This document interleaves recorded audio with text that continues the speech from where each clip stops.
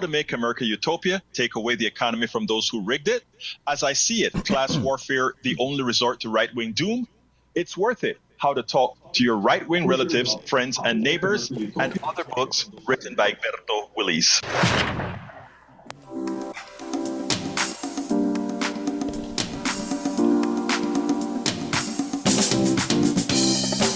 Welcome to Politics Done Right. My name is Egberto Willis, your host. Good morning, Houston. Good morning, Harris County. Good morning to the great state of Texas. Good morning to the United States of America. Good morning to the entire world. Receiving our signals via the magic of El Internet, created by whom? We the people. We the people. We the people. Always remember that. It's we the people who make things happen here in the United States of America, around the world, and elsewhere. Not the billionaires who really have always accomplished nothing. They have constantly and entirely based their wealth on the services, the excess services we provide to them that goes unpaid. That is our economic model. That's not what you've learned in school, but that is our economic model. Anybody who has any interest in this, in talking about that in a factual basis, one-on-one, please feel free to give us a call at 713-526-5738. But without further ado, let's go to the geniuses in the studios, the people who make things happen, who gives you the ability to hear this wonderful show created by all of us here. That is, again, the one and only Howard Reynolds and Jack Van Beba. Oh, I think that Jack deserves top billing this morning. I was sitting here telling him how to do his job, and I thought, no, Jack knows what he's doing. So I just went ahead and shut up. My madness. Yes, he does, and it works too. Good morning, Egberto. It is Tuesday morning at the radio, the 22nd of April, 2025, and my rant today is to the Republican House. You say you're afraid of Donald Trump. What is he going to do? I'm so afraid of him. Well, you damn well better be afraid of the voters. It's the people out there with the signs carrying stuff saying, stop, hands off. You better be afraid of them more, because Donald Trump did not appoint you to your job. The voters voted you in. Those are the people you better fear. And I say, at midterms, should we have them, there's going to be a Republican slaughter. We're going to vote every one of those people out and put in new people who will stand up to the dictator, who will say, Donald, no, we're not doing this. Unless you start doing this, people, unless you start doing this, representatives, you will be fired. You're fired. Oh, all right. You guys are excited this morning. I love it. So, I got that out of my system, and Jack has almost a full page of wisdom. I suggest we hear it. All right. Good morning, Egberto. How are you? Good morning, my dear brother Jack. Talk to me. Okay. Why is President Trump and his cabinet of billionaires making the people suffer? They are attacking all the programs and institutions that help the people. This administration does not put the people at the top of their priority list where they should be. The billionaires are done with the people. They don't want to pay their fair share to maintain the people they exploit. People, citizens, please cut back on consumption. Send a message that the people will not participate in this economy. We will stop paying the people that are enslaving us. We will. Absolutely. We'll stop paying them. Well, they're so crazy about bringing back these draconian laws. Well, let's bring back the wealth tax of 1935. Yeah, that's a good one. I would like to see that. So here you go. It's your show, Egberto, and you go ahead and take over. Thank you, my brother. Let's correct that, though. It's our show. It's the people's show. Everybody who listens, it's your show. Anyway, I want to welcome, first of all, before we get started, El Señor Ray is in the chat. He says, Buenos dias, hermanos. I also want to I can't get to all in Substack. It's a whole bunch, but Nippon Only, Freddie Boop, Jenna, Elizabeth, Jillian Nichols, Fraud Graph, thank you for being here. Love you all. I have a lot to talk about, But before I got started, there's somebody that came on to the to the phones early. So let's not keep them waiting. Let's just go ahead and hear what Brother John has to say. Welcome aboard, Joe from Los Angeles, California as well. John, good morning. How are you doing, my brother? Hey, good morning. I'm doing great. I love the way y'all started the show because that's the topic I have, because Al Green here in Houston brought by doing what he did, which it's about time somebody stood up, that it's Congress. It's Congress that's empowering and not protecting us. The checks and balances have failed us. And nobody pays attention to that until finally somebody stood up.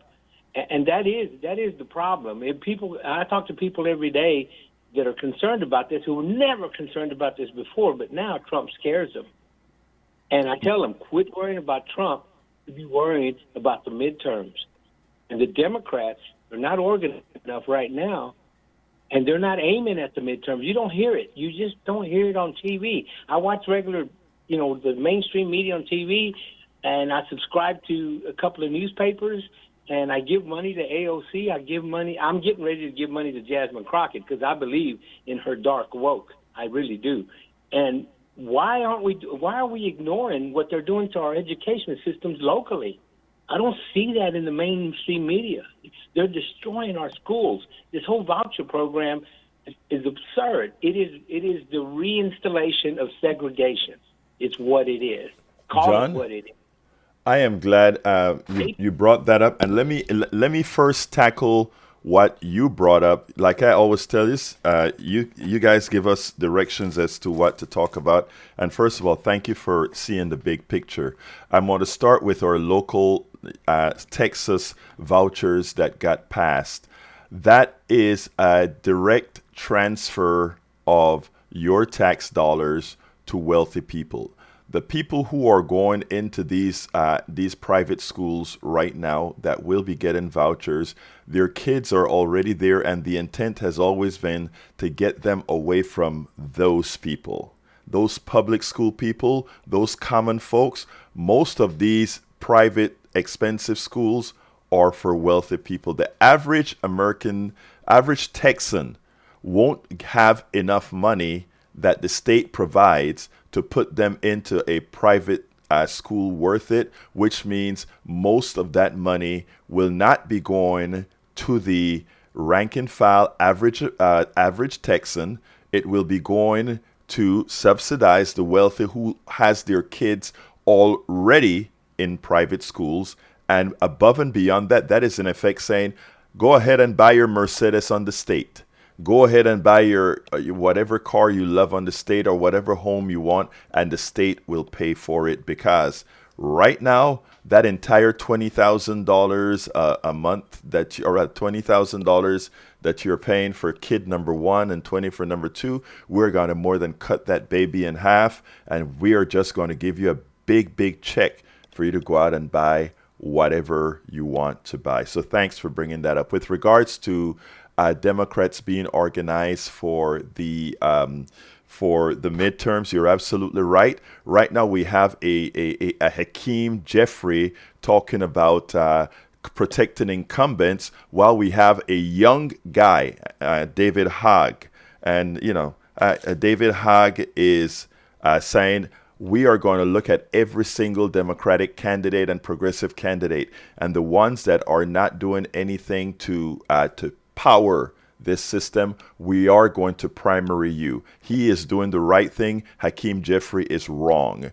David Hogg is right. Hakeem Jeffrey and I don't remember the name of the Democratic consultant.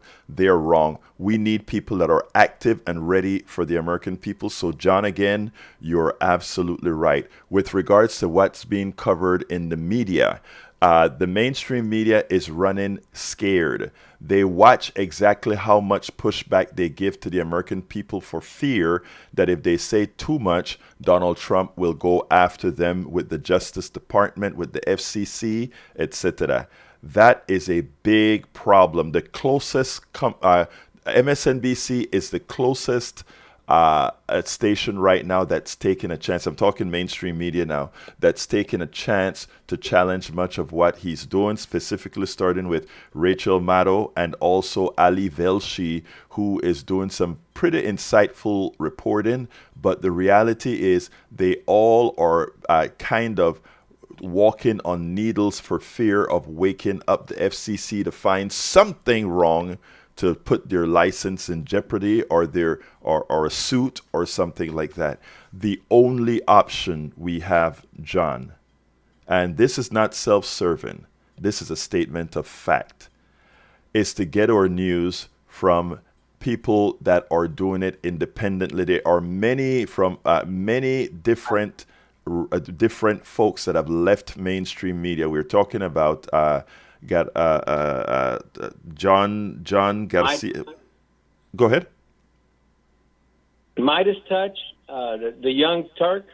Midas Touch, Young Turks. I hope within that, folks, you are including Politics Done Right, because we also do a lot of work. I would not have an avenue to say what I need to say if it wasn't for you. You are free speech in America right now. I appreciate KPFT has to be protected, and they've attacked y'all. I appreciate that. I appreciate that. And but let me continue with a few things real quick, John, because you started this, which you're absolutely right. But right now, what we need to tell the folks out there like you're a good supporter of KPFT.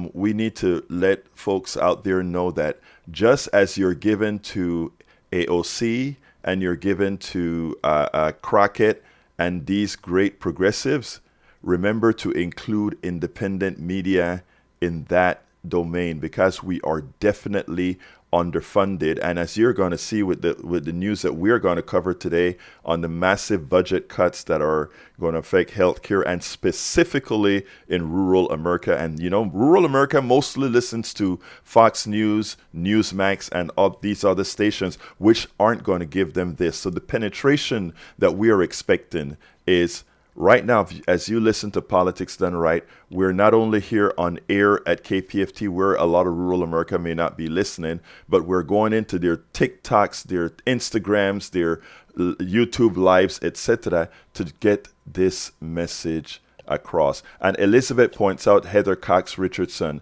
Elizabeth, you're absolutely right. I read Heather Cox as well.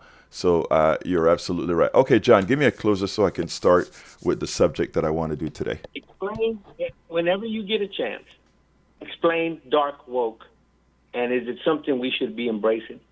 Will do. Will do. All right, thank you. Thank you. I appreciate you. I appreciate your words, my brother. Okay? Thanks. Bye. All right. Okay.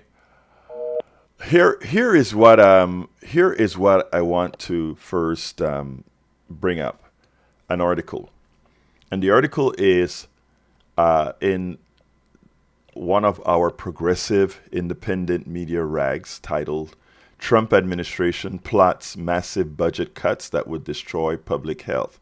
You can read that article in Common Dreams, and Common Dreams is one of these independent rags. And again, all of us that are doing independent media, we also feed off of what good mainstream stories are. The Washington Post is now controlled by Jeff Bezos. Jeff Bezos controls the opinion section, and he's given orders that the opinion section can't write about a lot of these stuff. He has not yet completely clamped down on the investigative reporting and those that are doing hard news. But as you all know, if you are working for an institution where your editor or your owner on opinions of certain types, when you're writing your stories, even if you're doing a hard information story, you know that you're going to be concerned about what you say, so you're going to be very careful to not hit certain tones. And that is where many of us in independent media would take that info from let's say Washington Post, a New York Times, a Floridian, or one of these papers, and add context to the straight reporting. And this is what we're going to do with the story about the budget cuts in healthcare that too many people don't understand the actual effect of what it will do. So here it goes. The Trump administration plots massive budget cuts that would destroy public health. Trump promised to fight for the working class, but instead, he, Elon Musk, and RFK are attacking the programs and services that keep middle class, working class, and vulnerable families healthy in order to pay for tax cuts for billionaires.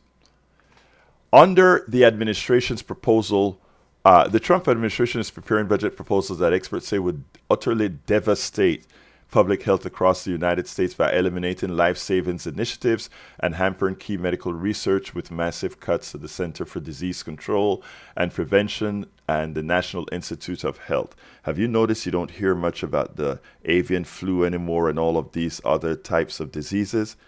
A lot of the erratas and the messages that come out of these different organizations are there no more. They're not coming out. Some of them say they're going to be released on Twitter. It's ridiculous. What that means is you have to take care of your own health right now. You have to make sure and wash your own vegetables, wash it whether they said it's washed or not, because there's nobody there really helping you out. Under the administration proposal, which has not been finalized and must ultimately be approved by Republican-controlled Congress, the CDC and the NIH would see their budgets cut by 40%. Think about that. We have a healthcare system under stress already, and the CDC budgets to be cut and NIH by 40%. Overall, the Department of Health and Human Services, HHS, would see its budget cuts from $121 billion to roughly $80 billion under the Trump plan. Ellie Murray and an independent epidemiologist warned on social media that a cut that big would destroy public health care. The administration is also pushing to consolidate departments and programs under the newly announced Administration for a Healthy America, an initiative spearheaded by HHS Secretary Robert F. Kennedy, who is overseeing large-scale firings at his agencies that critics say endanger the well-being of children and families across the U.S. Now, that statement is clearly out of one of these professional news media, where they talk about JFK firing staff. JFK ain't firing a damn person. JFK doesn't know what the hell's going on inside of the HHS. All of this has been documented in Project 2025 as about cutting all these governmental services. That's where it is at. And they are working above and beyond JFK. JFK doesn't know what's going on. Every time JFK goes for an interview, they said, "Did you know you cut this?" "Oh, I'll look into it. I'll look into that." JFK is not doing the cutting. All of this stuff is on autopilot from Project 2025. When we spoke about Project 2025 before the election, people said, well, Donald Trump said he's not doing anything about Project 2025. Now his Project 2025 main author runs OMB. I'm telling you, folks, they don't have a problem lying to their people. They don't have a problem lying to their people at all. They just go ahead, lie to you, say we won't do it, and then they go ahead and follow the plan. Donald Trump has nothing to lose. Donald Trump is going to do one of two things. He has one term left in which he can do whatever. He doesn't have to run for re-election at all. So he doesn't care what he does. He just needs to support his friends so that if he leaves office, his friends will be there to pay him back for all the billions that they get channeled to him. But if the opportunity arises for him to call martial law, he can stay into power. He believes he can stay in power that much longer because he has a non-functional Congress that refuses to hold up Article 1 of the Constitution. CNN noted that as part of a sweeping attack on public health agencies, a proposal eliminates CDC's Global Health Center and programs focus on chronic disease prevention and domestic HIV/AIDS prevention. While some agencies' work would be moved into the new AHA centers, programs on gun violence, injury prevention, youth violence prevention, drowning, minority health, and others would be eliminated entirely. The proposal would also eliminate a number of what? Rural health programs at HHS, including grants and residency programs for rural hospitals and state offices. Do you know how difficult when these doctors get out of their training or looking for residences? Do you think one of their first places is Timbuktu, Texas, or Timbuktu, Montana, or Timbuktu, Nebraska, or Timbuktu, North Dakota? It isn't. There are incentives for these folks to go to these hospitals. There is a reason there are incentives, because people don't want to go there. So the government helps out, and they help out the private sector to get people into places that they otherwise wouldn't go.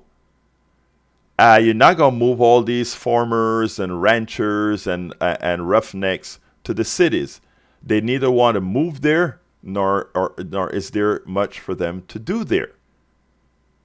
So we have been subsidizing our government, even as many of these people claim to hate government, because much of the times they don't know how subsidized rural America is. Trump is finding that out, that in order to make all these cuts into social programs, the people that are going to get affected the most are rural Americans that live in rural areas. So if you're not going to cut the Pentagon budget, if you're not going to stop building bombs, if you're not going to stop building F-30, whatever, that 35s that are not necessary, you are going to have to cut somewhere else. And the only other place to cut are these social programs that mainly go to rural America, the base of the Republican Party. And that's what they're doing. They don't care about you. You don't matter. Because after all these cuts, the sole purpose of these cuts is to ensure that they can use reconciliation, the budgetary process, to give this humongous tax cuts that will go mostly to wealthy people. Folks, this is just numbers. These are just statements of fact. Okay? Thomas Forley, a pediatrician and public health researcher, called the proposal a bloodbath and highlighted what he calls stunning examples of the kinds of initiatives in the administration's crosshairs, including the National Center for Chronic Disease Prevention and Health Promotion and newborn screening programs for genetic diseases and hearing loss. And again, remember, we're a first world nation according to our own government. But our mortality rate among mothers, our birth mortality rate way exceeds even Cuba. Actually, Cuba has it very well. Cuba has one of the best healthcare systems, not using all these fancy things, but they have sure known how to keep their people healthy. Nothing fancy, just care. Every country from Holland, meaning the Netherlands, to Denmark, to France, the care that the average citizens get, much better than we get here. Now, if you have a lot of money in America, nobody can beat that. But if you are just the average American citizen, working class, middle class, your healthcare sucks, because all the monies actually go into the pockets of shareholders and the execs and others who own these hospitals, who owns the doctors. And notice what I just said, who owns the doctors. Many doctors' practices are being converted into venture capitalists purchasing these places and then rehiring the doctors to work, and they must see X amount of patients per hour. Understand what's happening here, folks. Call your representative. That is what you have to do. It hasn't happened yet. It has not happened yet. People still have power. You still have power before the system is corrupted. And notice what I said, the system, because what they're going to do is decimate the system.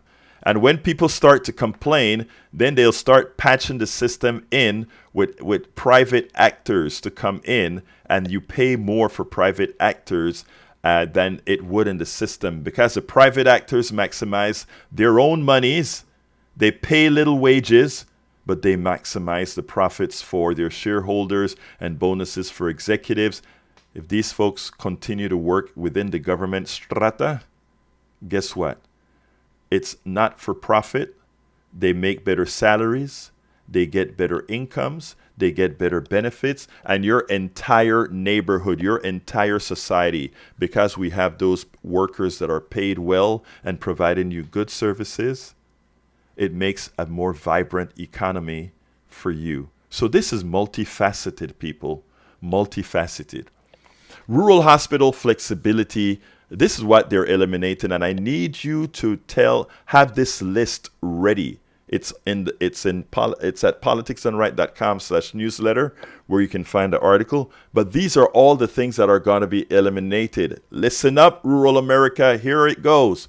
Rural hospital flexibility grants, gone. State Office of Rural Health, gone. Rural Residency Development Program, gone. At-risk rural hospital program grants, gone. Family planning, gone. Hansen's Disease Facility, gone. Youth violence prevention, gone. Adverse childhood experiences, gone. Firearm injury and mortality prevention research, gone. Traumatic brain injury, TBI, formerly in the CDC, gone. Drowning, gone. Elderly falls, formerly in the CDC, gone. Other injury preventative activities, gone. Injury control research centers, gone.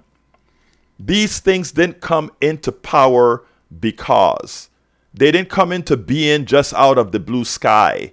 They came into being because a need was found that these things would help people, and specifically where it was needed most, in rural areas. You know where most of Biden's infrastructure and CHIPS and Act monies went? Red states. You know why? Because they were the most needy. They continue to be the most needy. And what are the things that Donald Trump are planning to cut? Because again, if you're not going to cut the defense budget, all those things are the only places he can find enough money to cut. People, I need you to forget about your ideology. I need you to forget if you're MAGA. I need you to forget if you're Republican. I need you to forget if you're Democrat, Independent, or whatever the hell you are. And start considering yourself just an American, a working class, middle class, fairly high class American. Because all of these things are coming after you. They're not coming after you because they don't like you. They're coming after you because that's where they can take back the monies. Already we are underpaid. That's the reason the wealthy has what they have. That's what's called excess labor, excess value. They take your excess labor, your excess value, and they pocket it because they control, and we don't yet have the regulations, the unions, and all the structures to ensure this doesn't happen. But you still have the power.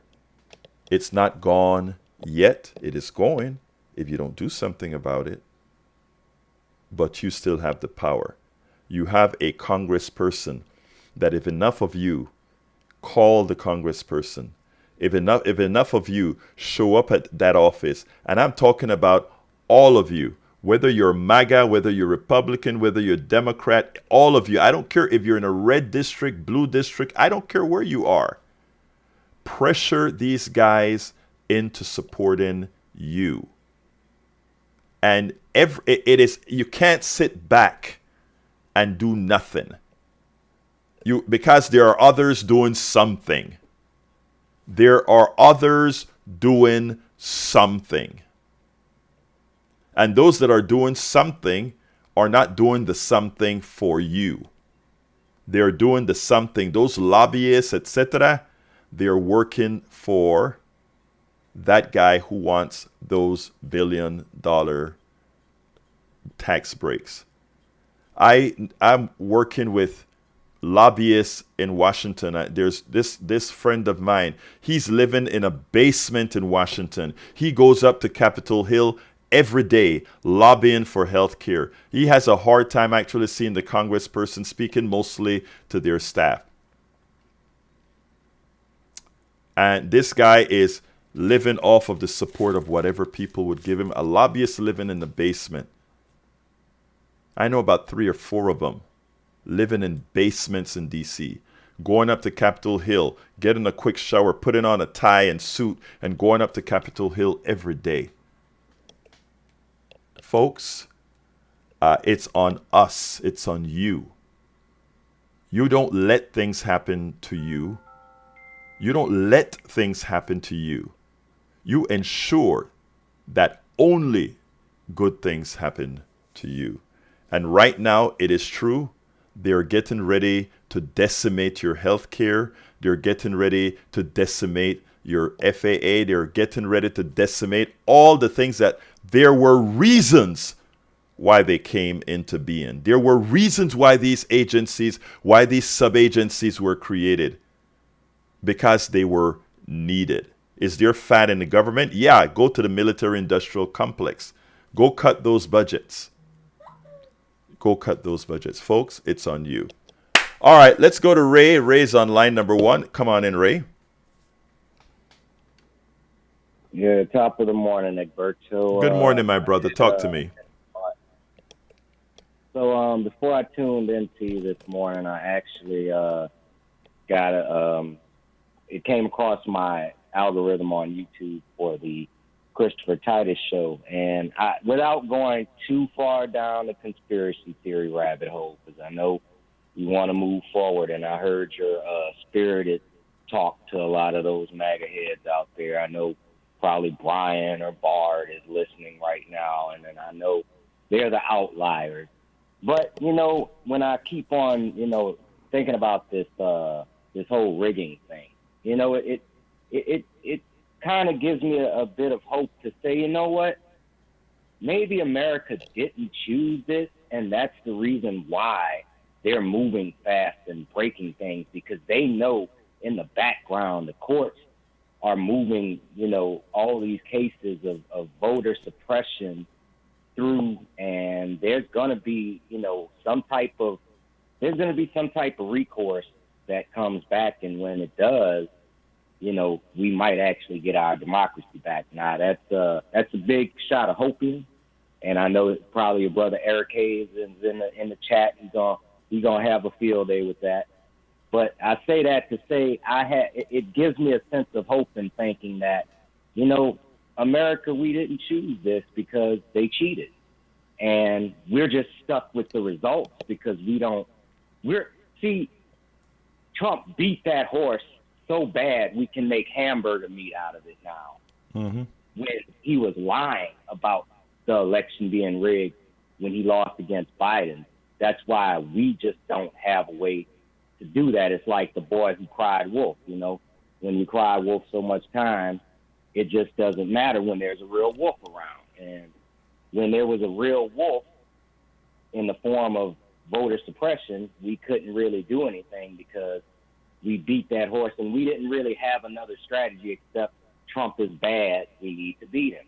And I actually applaud David Hogan. I'm going to leave on this because, I heard James Carville say, why are we are we supposed to go against Republicans? Well, you need to find out who the best of the best is inside the party so we might have a better shot at beating the Republicans. Now, if you're a Jasmine Crockett, you have nothing to worry about. But if you're a Hakeem Jeffries, you might have something to worry about. That's all I got to say about that. Thank you, Ray. And what you said is important, and you're absolutely right. And that's what I say. Hog is right. Hakeem Jeffries is wrong. Thank you so kindly, my brother. Have a good one. All right. I want to answer a few things in the Substack. Elizabeth brought up that Heather Cox Richardson is a good one. Welcome, quote. Jim Acosta is one of the independent media now who goes ahead and works very hard. He's on Substack, just where we are at as well.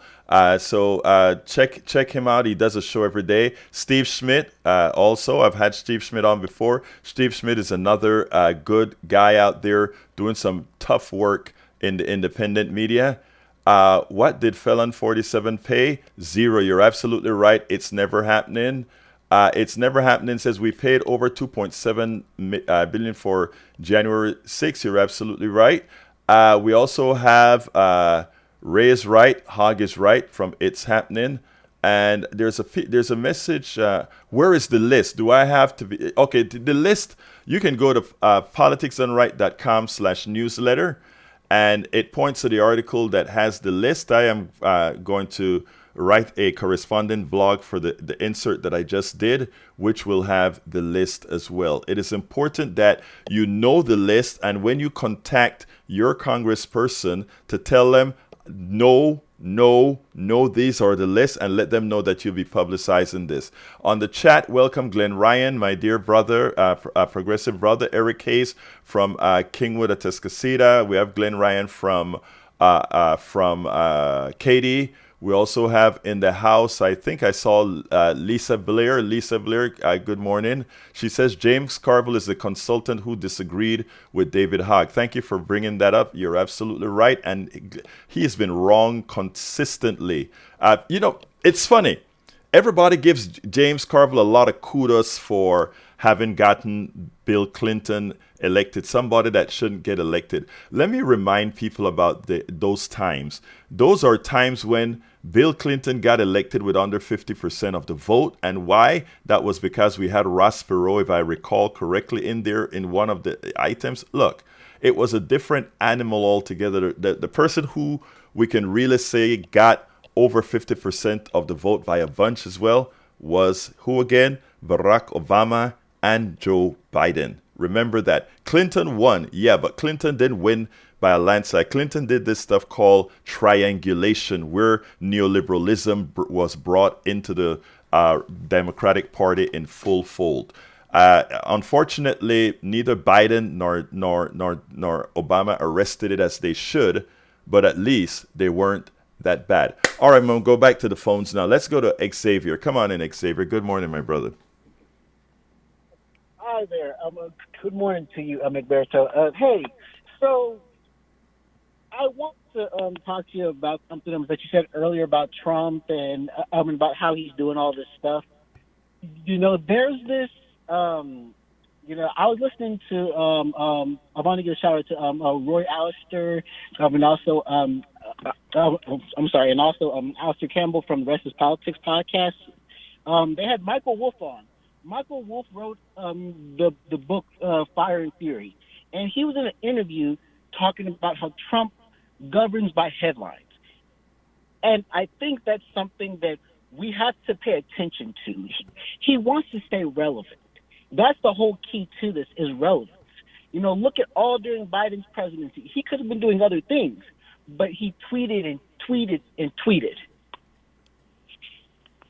And so that's, I feel like, that's where he tries to stay in the headlines because that's what gets him the most attention.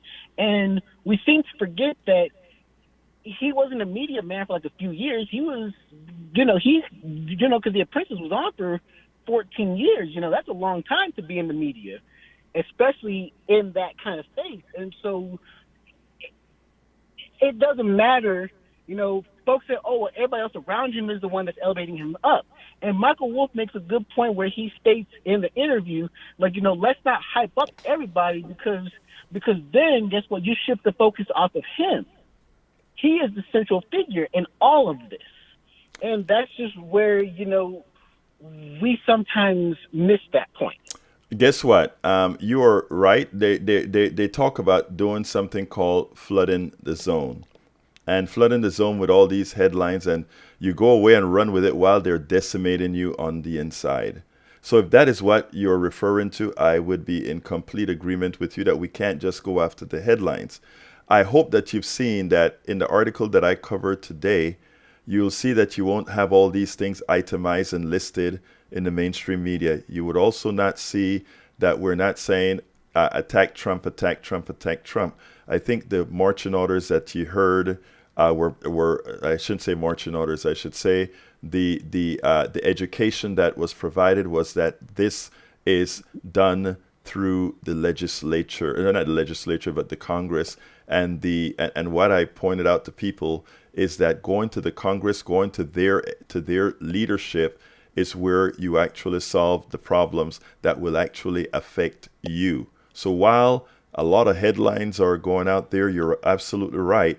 We have specifics in that list that one of folk on Substack already asked for. There are specific tasks that we're saying are getting cut. This materially affects you, and this is what, if you don't want that to occur, this is what you can do with it.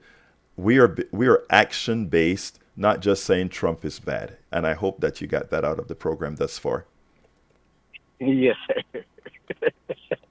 Another thing too that I would like to mention too, before I might leave out of here with you.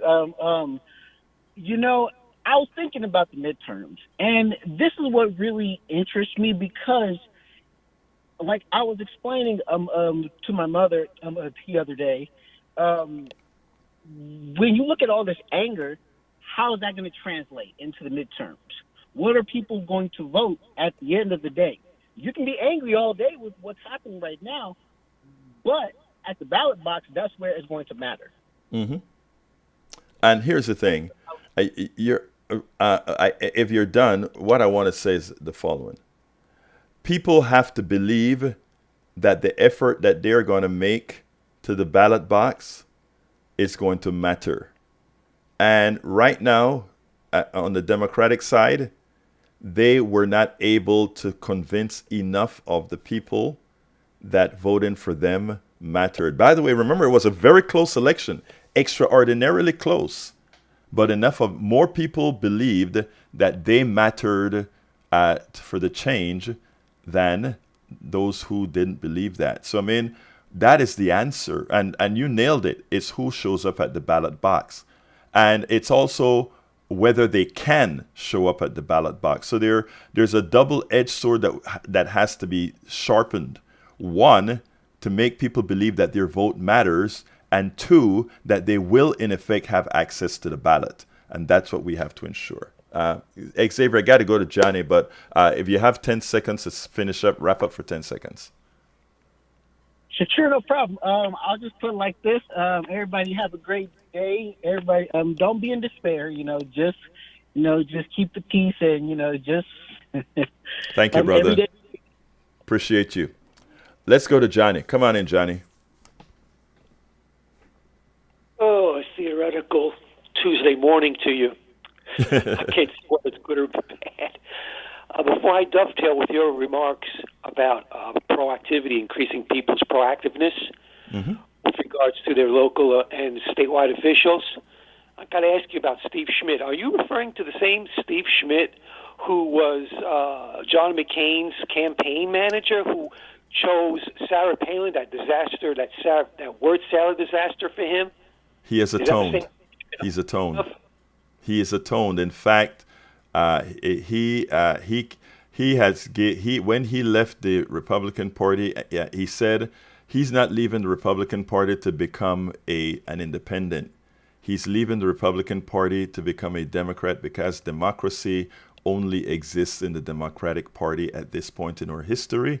And even though he is not a progressive by no means, he does have a good following, and he is supporting progressives because, again, he believes that is the only path to maintaining the democracy. So Steve Schmidt isn't like other progressive journalists like myself. He's a very centrist kind of a guy, but he's one of the good centrists. What I mean by that is he will vote progressive. Now, as opposed to a centrist that sells out. Go ahead. Okay, the reason I ask is because I came across his page, his presence, his channel on YouTube a few weeks ago. And I read his introduction, I watched his video, and I listened to what he had to say, and I posted a comment to him. I complimented him on his articulate position on whatever it was, and I forgot what it was he was talking about. But I also let him know that if he wants to be, as he described himself, let's see if I can recall, he said he's going to be honest and brutally honest and two other things. And I thought, okay, if you say you're going to do that, in order to get there, you have to be honest about your complicity in bringing us to where we are now. I said you have to be willing to take ownership of and apologize for your selection of Sarah Palin and giving her to John McCain, and for John McCain's not doing his homework and checking your work. I says, if it hadn't been for Sarah Palin, there's a good chance that a whole bunch of dumbass Americans on the right side of the aisle would not have said, hey, if she can do it, why can't I? And here we are, all the dominoes began to fall. I hear you, Johnny. I hear you. Let me tell you. Remember what I say all of the times. You know that I don't think there's anybody more progressive than I am. I'm pretty there. But at the same time, I understand that there are people that don't follow or believe everything that I do, but that they have the same path that they want. Basically 80% of what I want. I am going to work with these folks, and Steve Schmidt, even though, like I said, I'm not 100% into his philosophy, he's a good guy. And given the mea culpa that he did when he left the party on MSNBC, and he stayed out of the limelight for a long time before he came back with his Substack, I have a whole lot of respect for the guy. Oh, I'm not saying that we should not associate with him at all. I'm not saying that. No, I respect your approach. I respect Cenk Uygur's approach. I have been defending Cenk Uygur to a lot of lefties who are criticizing him, who are too purists, in my opinion. I believe there is room and there's a necessity for people on our side, especially media people like yourself and Cenk Uygur. There has to be some people who have a more, let me say, a holistic approach, because if everybody was like me, guess what? We wouldn't get anywhere with them. You're absolutely right. You're absolutely right, Johnny. Hey, Johnny, I got to go, Johnny, but you're absolutely right, sir. Brought up Friday. Friday, I asked you about what was going on with outfits like, what's it called? Just describe it. The other one. Which? Just describe what you mean, and Yeah, the organization that organizes people to do stuff. You're talking about like Move On or 50501 or any one of those. Well, the other one, I think it starts with an R. Anyway, I asked you, and I've neglected one important piece. When we talk about organizing volunteers to give them physical training and legal training to follow people who are at high risk of being pulled over and disappeared by unidentifiable law enforcement, I forgot to mention that part of that should be some of those volunteer groups should be certified and able to conduct citizens' arrests of these guys when they show up to do that, because they're operating outside the law. Remember that? I said that is something that needs to be researched on how that works. I that's above my pay grade, but you're right about that. All right? Got to go, brother. Thank you, brother. Appreciate you. No. All right, let's go to Moses. Come on in, Moses. Come on, sis. Good morning. Buenos dias. Buenos dias, corazón. Talk to me. ¿Cómo está? Bien, gracias. America is shaking awake from complacency. We were complacent for a long time. Our bellies were full. We had everything we wanted. All our wars were fought abroad. We didn't have to worry. But in the past 10 years, we have been cast down. Now we have been shaken out of our complacency. The nation today is being tested to its mettle. America has been tested. Whatever we saw our neighbors suffering, now it is come to us. Look carefully. While the people may look as if they are down for the count, but they are not fully flattened. Americans are not fully flat. They are not down to the ground yet. The people are now feeling the pain of MAGA. They're feeling it, even the MAGA rights, whatever they be. They now are beginning to feel the pain. The pain of deceit, and they are rising from the blow, believe it or not. Nobody likes pain. It could be your best friend who's stepping on your toes. When you feel the pain, he's no longer your best friend. They are rising from the blow. See the number of protest marches against the atrocities of Mr. Trump and his hatchet man, Elon Musk. The people are rising. And in every civilization, every nation, when the people begin to rise, when you begin to see the people begin to rise, they are not rising for no reason. Thank you very much, Moses. Moses? Let me finish. Yes. Yes. There will be a fall. Go forward, America. The battle behind your back belongs to God. That's all I've got to say. Moses, thank you for your wise words. I hadn't heard from you in a while. Thank you for calling in, my sister. You have a good one, okay? All right, let's go to Bruce. Come on in, Bruce. Good morning, Alberto. How are you? Good morning, my brother. Talk to me. Morning. We need more Steve Smiths. But what I called about is whenever we have the midterms, I think we're going to win the midterms, and a bunch of these Republicans are going to challenge it. And Trump's Justice Department is going to waste a whole lot of money, make a big quagmire of investigations into these elections. You can just look for that to happen. Anyway, watch out for bird flu. It's coming, and I'm done. Thank you, my brother, Bruce. And I want to touch on something.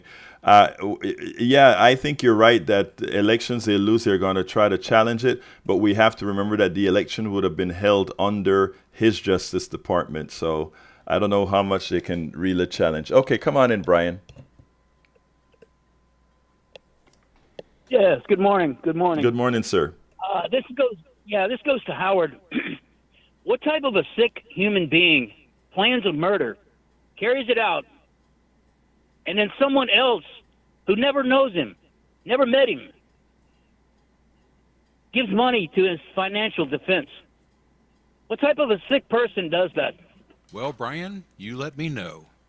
What kind of a sick person does that?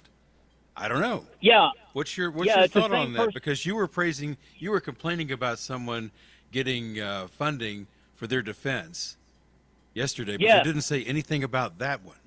What are you complaining about that one? Why don't you complain about that? I'm complaining about both of them. Okay, that is your right to do so. Yes.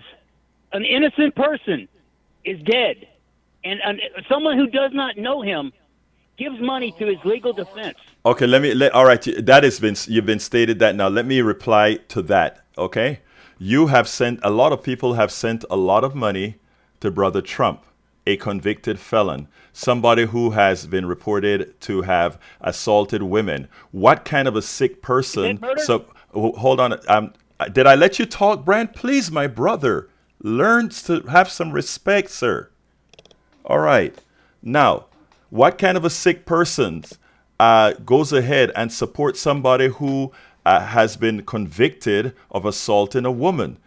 What kind of a person would support criminals who have gotten police officers killed, like what happened in January 6th? Be careful how you point fingers. Okay? One person's terrorist is another person's hero, and what I'm trying to put out, and I'm not justifying any of this. In fact, the worst of the worst really are the folks on January 6th that really harm all those folks, and the worst of the worst or the healthcare executives. I'm not talking about killing of any of these folks at all. That's not what I'm saying. But they have sure killed a lot of people. Their policies have murdered people. You know, but the problem about not having the thought process and critical thinking is that somebody kills somebody with a gun. It is graphic. But when you have an insurance policies that kill people, not by one at a time, but by hundreds of thousands, oh, it is okay then for all those dead people. When the policies come down from the Trump administration, that's going to kill a lot of rural areas as they close those hospitals and people can't get to those emergency rooms. That's going to kill more people than that one shot. But you know, again, if you're not critically thinking, you don't see that. Anyway, Brian. Can I bring up some numbers real quick? Sure, go ahead. Error? Okay, go ahead. Medical errors kill about 250,000 people per year. Okay. Medical reactions to drugs kill about 100,000 people per year.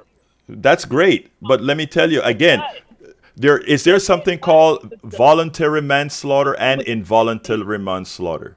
All right, the fact is the following, sir. He was assassinated. Brian, I got to close out, so stop speaking so I can answer. Now, what you mentioned are things that were accidental, most of them that is.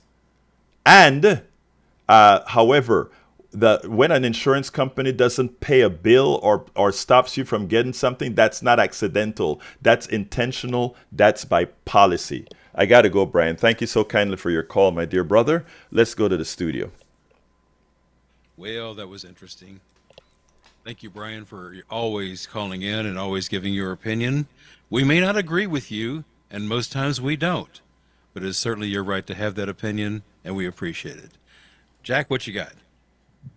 Well, it's Earth Day. It'd be really nice just to spend a little time out in Mother Nature today. She needs you.